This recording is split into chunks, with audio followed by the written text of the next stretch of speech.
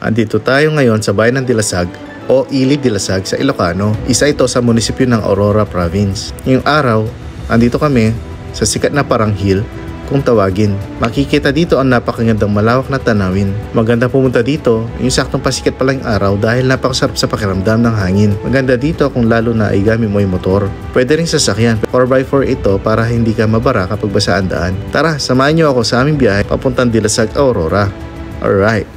Mga alas 12 ng tanghali dito mga dol. Kasama ko pala ngayon ay si Sir Howard gamit ang ADV 160 namin. Ang sarap pala ngayon sa ride na to ay habol lang kami sa grupo namin na Jet Riders Club Pampanga. Pumiyahe kasi sila ng madaling araw. Kaya hindi kami pwede ng ganong oras. Ang ruta pala namin dito mga dol ay yung usual na ruta going Maria Aurora. Pangatlong beses na pala namin ito na sunod-sunod ng biyaheng Aurora. Unang ride namin ay nung Dinadyawan, pangalawa ay nung Scooter King, and itong biyaheng Dilasag. First time namin dito sa Dilasag mga dol. Tara, samahan nyo kami. Alright.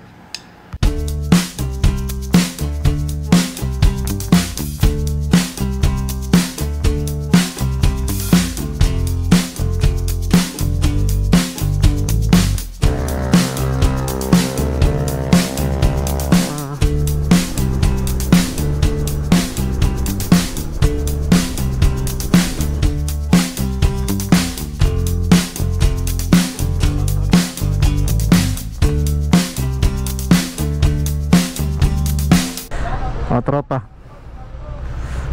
Scooter King.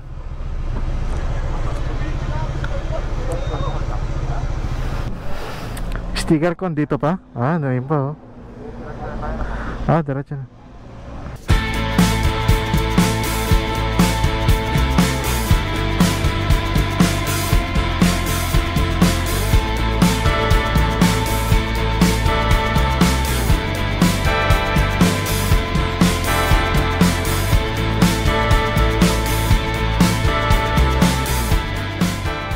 Tuloy ang biyahe mga dol. Nakakalahati pa lang kami. Pabaybayin pa natin dito ang buong Aurora hanggang sa dulo, sa bandang Dilasag. At dito na kami sa Dinadyawan Market mga dol. Banda dito mapapadaan kayo sa unit gas station. Ito kasi yung landmark kung saan pwede kang pumunta sa Isabela, Banawe o Quirino Province. Pero kami ay didiretso going Dilasag. Mga 73 kilometers pa na zigzag mga dol. Ang layo pa. Sa wakas bago magdilim, malapit na tayo sa ating destinasyon. Kapag nakita nyo na ang mga road barriers na iba't ibang kulay, ibig sabihin ay malapit ka na sa resort ng Dilasag. Kaunting tempo na lang mga dol. At sa wakas nakadating na kami dito sa may WMK Resort mga dol. Ang daming buko pala dito.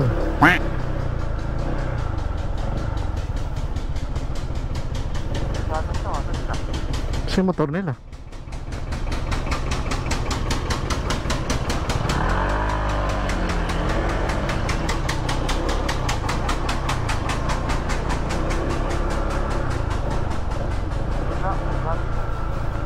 Ito ba yun?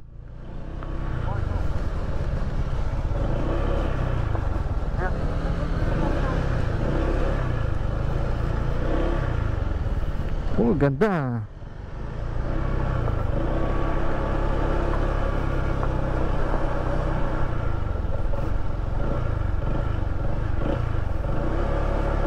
Ay, sana nakarating din. Ito pala yung aming kagrupo na Jet Riders Club Pampanga mga dol. Hello vlog. What's up vlog?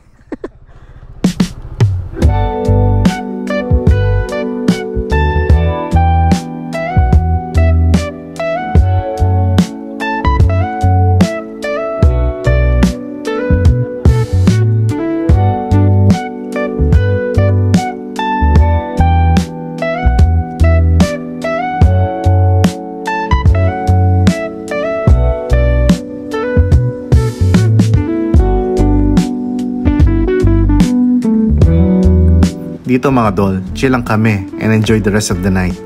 Kumuha pala kami ng isang cottage ni Sir Howard dito mga dol. Open window lang siya, wala siyang aircon. Thank you dahil sagot ito ng grupo. Hindi rin kami masyado nakatulog dahil maaga kami lalarga para sa parang hill na sikat dito sa Dilasag. Morning mga dol, so maaga kami nagsitayon ngayong araw para pumunta sa parang hills para i-check out namin yung magandang view dito sa lugar na. No? Medyo may kalayuan kasi yung area na to, so take advantage namin yung pagkakataon na pumunta sa Parang Hills para makita namin yung lugar. So tara, pakita namin sa inyo. Let's go. Dito mga dol, wala talaga sa plano ng grupo na pumunta sa Parang Hills, no? Ang plano talaga ay mag-spend of the night lang dun sa resort and then uwi na. So since andito na kami, nag-take chance na ako na i-suggest na pumunta sa Parang Hills na based sa mapa ay malapit lang sa location ng resort namin. So dito nagpahuli ako ng konti dahil akala ko alam nila yung daan. Bandang huli naligaw din pala kami. Pero dahil malapit lang yung area ay madali kaming nakarecover, nakabalik sa ruta.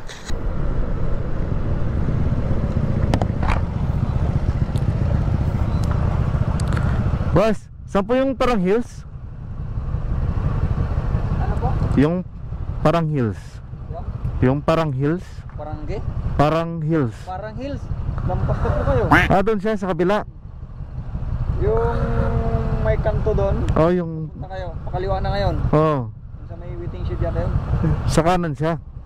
Ay. Pagpabalik kayo, pakaliwa na ngayon. Yung unang kaliwa. Pag galing kayo doon, kanan. Pero galing naman na kayo dito, kakaliwa na kayo.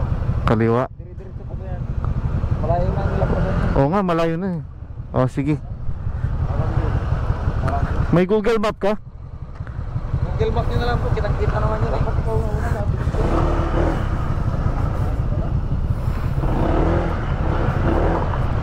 Thank you, boss. Thank you. Malampas na kayo. Tara, muna tayo. Sa puntong ito mga dol, hiyang-hiya ako sa grupo dahil akong promotor sa Parang Hills pero hindi ko pala alam yung daan. So ito paling tamang daan papunta sa Parang Hills. Sumobra kami. Ngayon gumamit ng Google Maps, Sir Howard. Ako dapat maglilid kaso pasensya na, lutang pa kanina. Malapit na rin tayo. Ito na yung hills.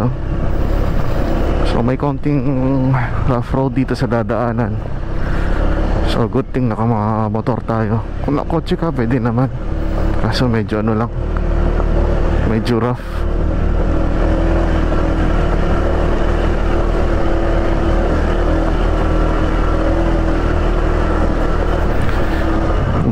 Ngayon medyo may kadulasan tong daan kasi medyo umulan. Medyo mahirapan yan yung may back ride dito.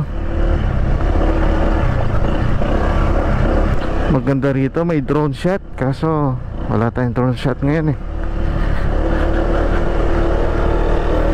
Pero ganda oh.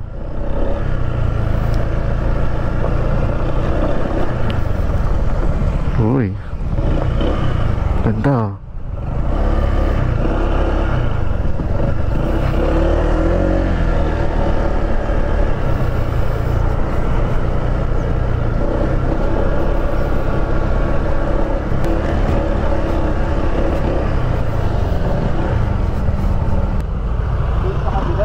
Ha? Lakad lang yata dun eh. Lakad na dun eh. Ay, ito yung daan daw. Oo.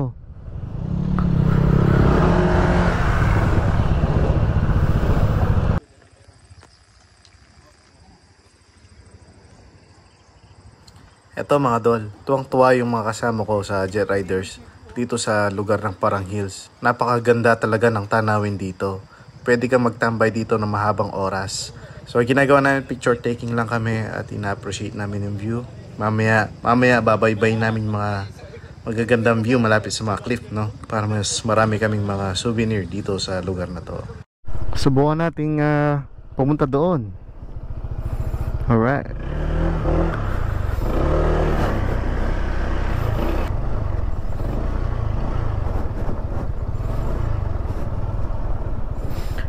Hey DV, alright.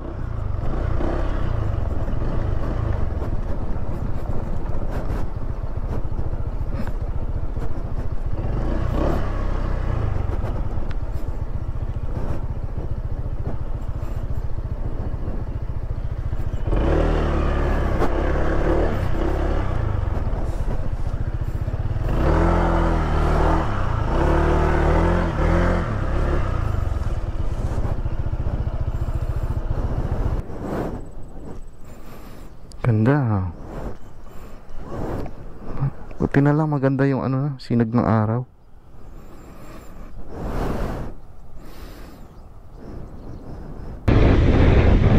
Punta tayo dun sa isang spot doon mga tol. Check natin. Sarap ng naka-ADV. Advantage tayo dito. Siyempre hindi mo pa rin pwedeng walang lubak na may scooter pa rin to. Scoot naman yung mga lubak eh.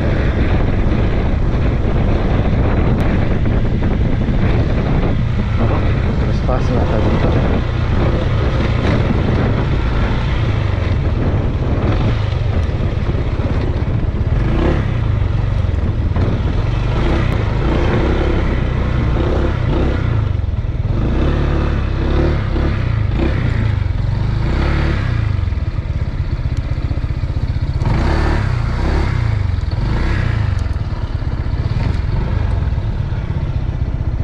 Andito tayo ngayon mga dol sa isang lugar na malapit kung saan tayo umakyat kanina.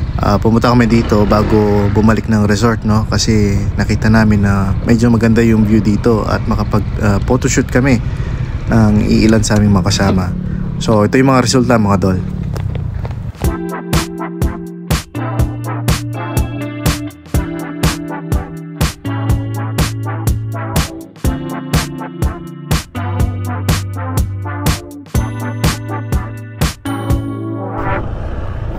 So, palis na kami. Pabalik na kami WMK. So, nagpicture lang kami dito ng extra para masulit naman itong lugar. Let's go. Alright, time to go. Tapos na kami dito sa WMK Resort dito sa may Kasugiran. So, ito kami mga dol. Hindi ko masyado nakuha ng kagabi kasi medyo madilim. So ito yung view natin. Hindi ko na nakunan ng maaga. Pero para itong malaking cove, kaya yung tubig kalmado lang. Tapos mababa lang yung ano, yung depth ng tubig. So let's go.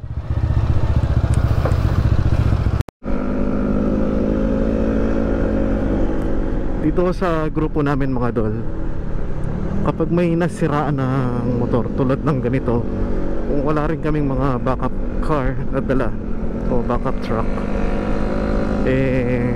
kahit na gustong na namin umuwi,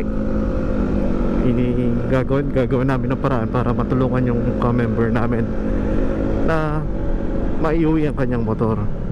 So kahit banayad lang ang takbo namin tulad ng nangyayari ngayon, isasalba namin yung motor ng aming ka-member, no?